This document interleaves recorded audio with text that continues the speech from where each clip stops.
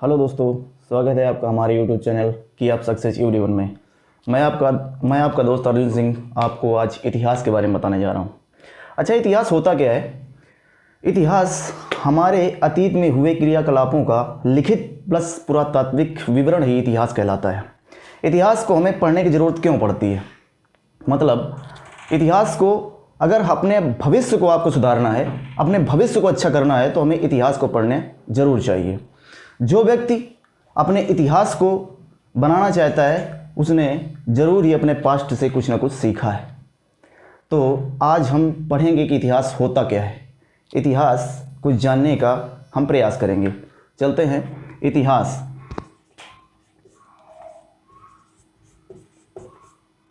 इतिहास इतिहास का मतलब क्या होता है, इसके बारे में तो हम बाद में बताएंगे। पहले होता क्या है डेटिंग, इसके बारे में थोड़ा सा जानने का प्रयास करेंगे कि डेटिंग होती क्या है।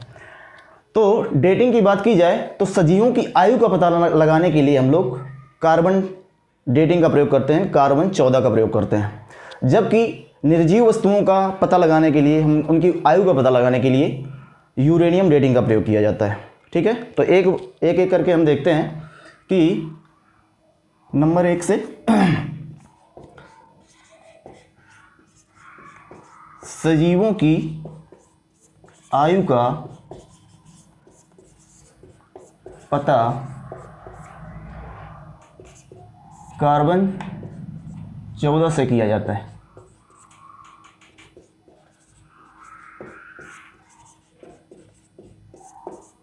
जबकि निर्जीव वस्तुओं का पता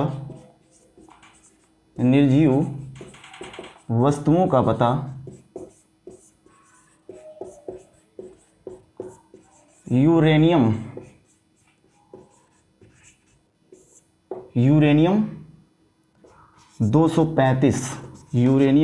235 से किया जाता है।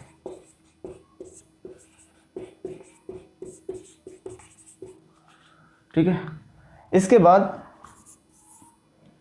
सजीवों की उम्र का पता लगाने के हमने देखा कि कार्बन 14 से इसका प्रयोग किया जाता है। यहाँ पर डेटिंग है, इनकी डेटिंग करवाई जाती है, ये हुआ। इसके बाद देखा जाए तो जो सजीवों की उम्र का पता लगाने के लिए हम देखा कार्बन 14 का प्रयोग किया जाता है, जबकि निर्जीव वस्तुओं को पता लगाने के लिए यूरेनियम 235 का प्रयोग किया जाता है। यहीं पर हम देखेंगे कि जैसे मनुष्य के अवशेष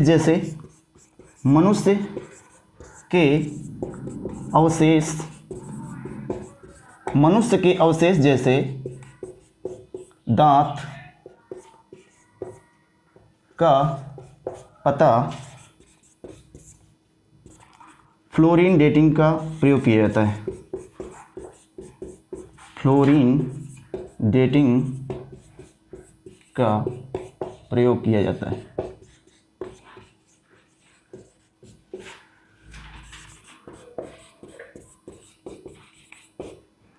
और जैसे जानवर हो गए, जानवर जैसे कोई मिट जाता है तो उसकी उम्र का पता लगाने के लिए हम, जैसे जानवर हो गए तो उनके जानवरों की उम्र का पता कैसे लगाते हैं? तो जानवरों की उम्र का पता उनके सींग में पड़े छल्ले से, लगाते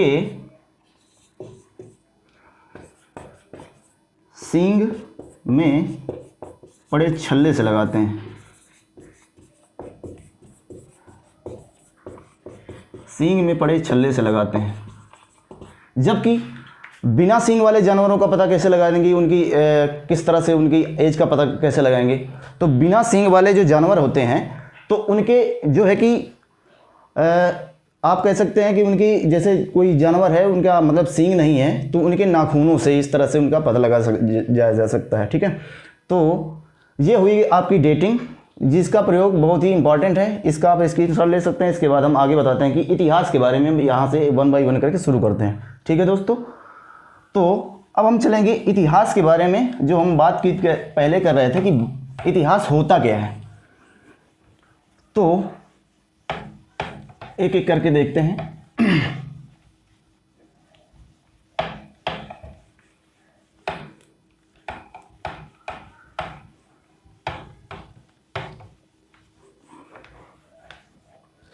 चलो, इतिहास, इति का मतलब होता है ऐसा ही, ऐसा ही हुआ था, ऐसा ही हुआ था। मतलब इति मीन्स ऐसा ही, इतिहास मीन्स हुआ था, ऐसा ही हुआ था। अतीत में हुए क्रियाकलापों का, ऐसे कहें तो इसकी परिभाषा होके आती है कि अतीत में हुए क्रियाकलापों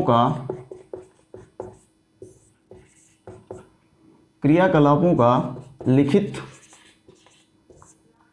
प्लस पुरातात्विक विवरण ही इतिहास कहलाता है, इतिहास कहलाता है। आप सभी को इतिहास नहीं कह सकते हैं। कोई भी चीज़ आपके पास्ट में जैसे गुजर जाए तो आप उसको इतिहास नहीं कह सकते हैं जब तक कि उसके पुरातात्विक साक्ष्य या लिखित साक्ष्य नहीं मिल जाते हैं। हम किसी भी चीज़ को इस तरह से नहीं कह सकते हैं कि कोई चीज़ आपके पास्ट में गुजर गई तो वो इतिहास बन गई। ऐसा नहीं होता है। सभी लोग ज़्यादातर यही प्रयास सोचते होंगे कि नहीं, ये इतिहास जो आपके पास्ट में गुजर गया वो इतिहास है। ऐसा कुछ नहीं है। जब तक कि उसका कोई लिखित प्लस प्रमाणित या लिखित साक्ष्य या प्रमाणित साक्ष्य, कोई ना कोई प्रमाण नहीं मिल जाता तब तो कोई इतिहास नहीं होता है। ठीक है दोस्तों, तो ये हो गया इतिहास। इतिहास को अब हम बांटने का प्रयास करेंगे। इतिहास को किस तरह से हम डिवाइड कर सकते हैं। ठीक है, तो इतिहास को हम यहाँ से 3 प्रकार से डिवाइड कर सकते हैं। नंबर 1, प्रागैतिहासिक काल, प्रागैतिहासिक काल। नंबर 2, आद्य ऐतिहासिक काल, आद्य ऐतिहासिक काल। और नंबर 3 आपका आ जाएगा प्रागैतिहासिक काल, आद्य ऐतिहासिक काल और आधुनिक काल।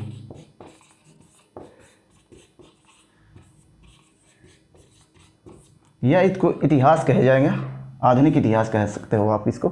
ठीक है, अब ये प्रागैतिहासिक काल क्या होता है? जिसका पुरातात्विक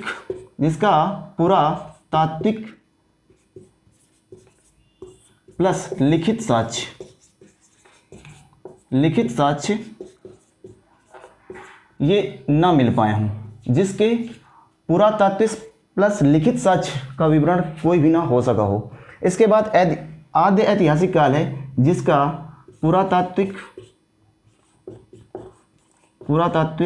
प्लस लिखित साक्ष्य, जिसके पुरातात्विक साक्ष्य मिल गए हों परंतु लिखित साक्ष्य भी मिल गए हों, परंतु इनके पुरातात्विक साक्ष्य जो लिखित साक्ष्य है इसको पढ़ा नहीं जा सका हो।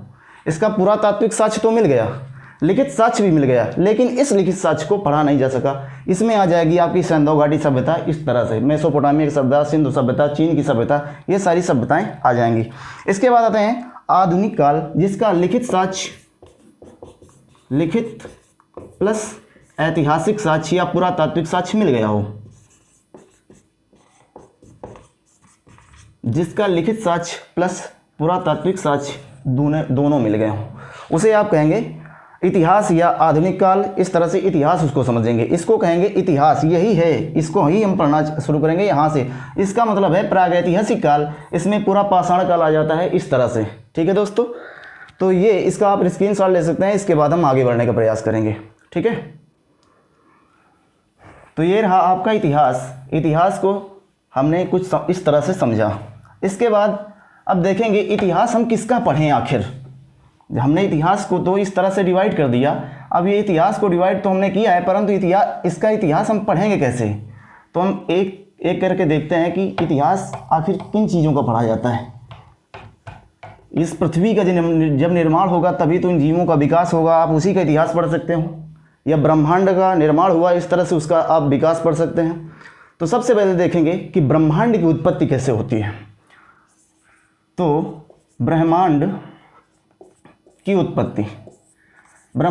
उत्पत्ति के बारे में अनेक विद्वानों का मत अलग अलग है देखा जाए तो, परंतु जो प्रमाणिक है वो है देखा जाए तो ब्रह्मांड की उत्पत्ति होती किस प्रकार से है, तो ये सिंगुलैरिटी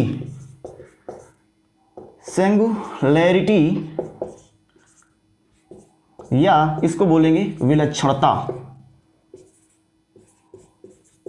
सिंगुलैरिटी या विलक्षणता, ठीक है, इससे इस ब्रह्मांड की उत्पत्ति होती है। और ये सिंगुलैरिटी या विलक्षणता का सिद्धांत कहा जाए तो सबसे पहले जो महाविस्फोटक का सिद्धांत दिया, महाविस्फोटक का सिद्धांत, महाविस्फोटक का सिद्धांत, वो व्यक्ति हैं जॉर्ज लेमेंतेयर। व्यक्ति का नाम है जॉर्ज लेमेंतेयर। इस व्यक्ति ने महाविस्फोटक का सिद्धांत दिया और ये प्रमाणिक सिद्धांत है। इसके बाद एक व्यक्ति हैं जिन्होंने बताया ये जो महाविस्फोट हुआ धीरे धीरे विस्तार हो रहा है, बढ़ रहा है, तो विस्तार का सिद्धांत आ जाएगा। विस्तार का सिद्धांत किस व्यक्ति ने दिया, तो क्वेश्चन आता है विस्तार का सिद्धांत किस व्यक्ति ने दिया, या किस वैज्ञानिक ने दिया, किस पुरातात्विक ने दिया, किस दार्शनिक ने दिया। तो विस्तार का सिद्धांत अलेक्जेंडर फ्रीडमैन ने दिया। अलेक्जेंडर फ्रीडमैन ने दिया। ये विस्तार का सिद्धांत हो गया। इसके बाद देखें तो जो हमारा सौरमंडल है, या अब देखा जाए तो सौरमंडल की बात बाद में आती है, ये विलक्षणता या महाविस्फोटक का सिद्धांत कब हुआ, क्वेश्चन आएगा। जो महाविस्फोटक का सिद्धांत है तो ये 15 अरब वर्ष पहले हुआ। इस महाविस्फोटक का सिद्धांत जो हुआ 15 अरब वर्ष पहले हुआ, अगर देखा जाए पहले हुआ। अब इसके बाद ये महाविस्फोट सिद्धांत हुआ, इसके बाद सौरमंडल कब बना, हमारा सौरमंडल कितना पुराना है, क्वेश्चन आता है हमारा सौरमंडल का विकास कब हुआ, तो 5 अरब वर्ष पहले, 5 अरब वर्ष पहले हमारे सौरमंडल का विकास होता है। इसके बाद देखा जाए कि सूर्य इसमें से कब आया, तो सूर्य की आयु कितनी है पूछी जाती है। तो सूर्य की आयु है, सूर्य या हमारे सूर्य की आयु 10 अरब वर्ष है, 10 अरब वर्ष है। ये क्वेश्चन बहुत ही इंपॉर्टेंट है जो कि आए हुए हैं और पूछे भी जाते हैं, ठीक है। इसके बाद आप स्क्रीनशॉट ले सकते हैं। इसके बाद हम आगे बढ़ेंगे तो 1 बाय 1 करके चलते हुए हैं। हमने बताया कि ब्रह्मांड की उत्पत्ति कैसे होती है और इसका सिद्धांत किसने दिया, उत्पत्ति का सिद्धांत, विस्तार का सिद्धांत। और इसके बाद हमने बताया कि सूर्य की उत्पत्ति या सूर्य का निर्माण कब हुआ, सौरमंडल का निर्माण कब हुआ। अब आते हैं इसी के आगे चलते हैं तो पृथ्वी की उत्पत्ति,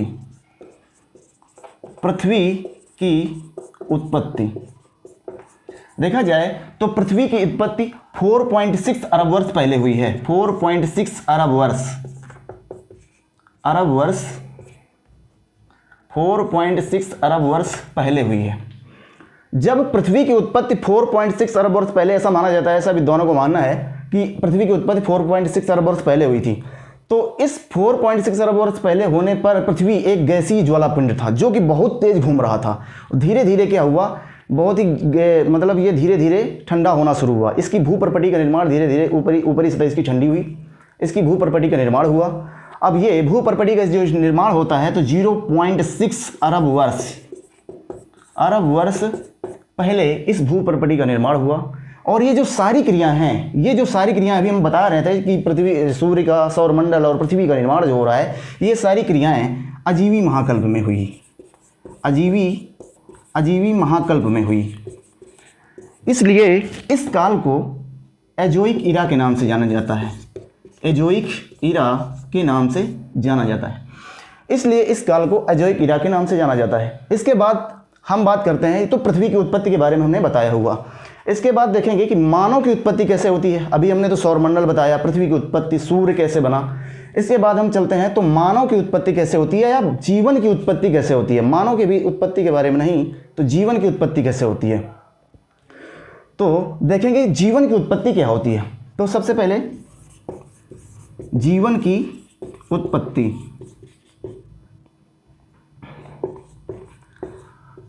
उत्पत्ति, माना जाता है 3.8 अरब वर्ष बाद, 3.8 8 अरब वर्ष बाद जीवन की उत्पत्ति पैथालास सागर में होती है। पैथालास सागर एक है जिसे आदि सागर के नाम से जाना जाता है। जीवन की उत्पत्ति पैथालास सागर में होती है। माना जाता है कि 3.8 अरब वर्ष पहले 3.8 अरब वर्ष पहले 3.8 अरब वर्ष पहले जीवन की उत्पत्ति। अब जीवन मतलब कोई ना कोई जीव, पहले क्या छोटे छोटे जीवों का विकास हुआ, तो इस पैथालास सागर में छोटे छोटे जीवों का विकास हुआ। माना कि यह एक आपका पैथालास सागर है और इसी में एक द्वीप है जिसका नाम है पैंजिया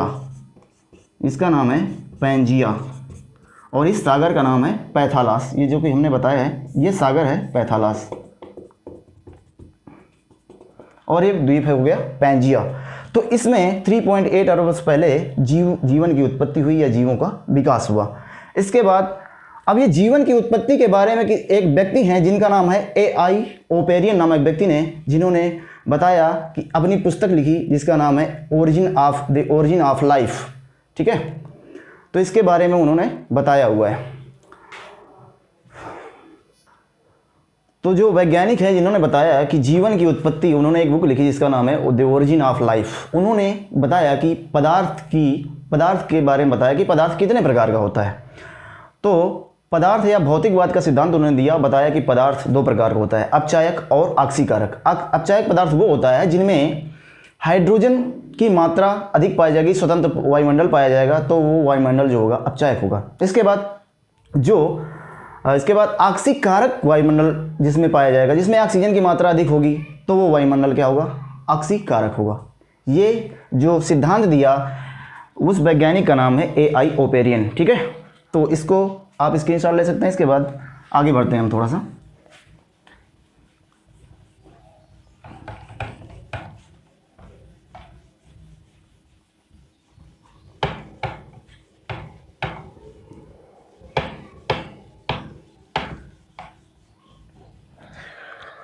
तो व्यक्ति हैं A.I. ओपेरियन, इनकी बुक का नाम है द ओरिजिन ऑफ लाइफ। इन्होंने इस किताब में बताया कि पदार्थ 2 प्रकार का होता है। पदार्थवाद या भौतिकवाद का इन्होंने सिद्धांत दिया, भौतिकवाद का सिद्धांत दिया और बताया कि पदार्थ 2 प्रकार का होता है। नंबर 1 आक्सीकारक और अपचायक।